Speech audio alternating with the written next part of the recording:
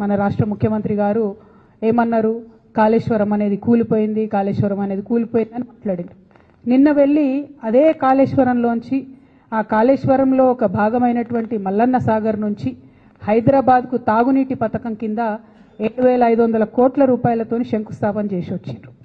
అదే ప్రాజెక్టు గత 2 సంవత్సరాలు కేసీఆర్ గారు ఉన్నప్పుడు కూడా ప్రణాళిక వేసింది 1,500 కోట్లకు. కొండపోచమ్మ సాగర్ నుండి హైదరాబాద్కు నీళ్లు తీసుకొస్తే 1,500 కోట్లలో అయిపోయేదానికి రేవంత్ రెడ్డి గారు మల్లన్న సాగర్ నుంచి హైదరాబాద్కు నీళ్లు తీసుకొస్తా అనేటటువంటి కొత్త ప్రణాళికను తీసుకొచ్చి 1,500 కోట్లతోని హైదరాబాద్ ప్రజల దాహార్తిని తీర్చేదాన్ని 7,500 కోట్ల వరకు పెంచి మెగా కృష్ణారెడ్డి గారు మరిన్ని మేడలు కట్టుకోవడానికి అనుకూలంగా చేస్తున్నారన్న విషయాన్ని ఇవాళ మనం గమనించాలి. మరి ఇటువంటి అన్యాయం 1,500 కోట్లు ఎక్కడ, 7,500 కోట్లు ఎక్కడ?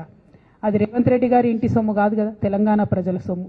మరి తెలంగాణ ప్రజల సొమ్ము అన్యాయం జరుగుతున్నప్పుడు ఖచ్చితంగా మనం మాట్లాడాల్సిందే, ఎదిరించాల్సిందే అని కూడా ఈ సందర్భంగా నేను మన ప్రజలందరూ కూడా చెప్తూ, కంపల్సరీ ఎందుకు ఆ ఎస్టిమేషన్ పెరిగింది అనేటటువంటి విషయం ప్రభుత్వం ప్రజలకు జవాబిచ్చేంత వరకు కూడా మేము తెలంగాణ జాగృతి పక్షాన ప్రభుత్వాన్ని ప్రశ్నిస్తామనేటువంటి విషయాన్ని కూడా ఈ సందర్భంగా నేను తెలియజేస్తా ఉన్నాను.